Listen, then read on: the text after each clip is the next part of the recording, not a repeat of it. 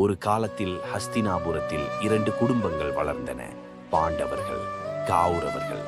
பாண்டவர்கள் தர்மத்தில் நிலைத்தவர்கள். கௌரவர்களின் தலைவன் துரியோதனன் பொறாமை நிறைந்தவன். பாண்டவர்கள் புகழ் பெற்றதை தாங்க முடியாமல் சகுனியின் கபடத்தில் துரியோதனன் சூதாட்டத்தில் அவர்களை ஏமாற்றினான். பாண்டவர்கள் தங்கள் அனைத்தையும் இழந்தார்கள். இறுதியில் திரௌபதியையும் பந்தயம் வைத்து அவமானப்படுத்தினர். அந்த அவமானம் தர்மத்தை சிதைத்தது. பாண்டவர்கள் வனவாசம் சென்றனர்.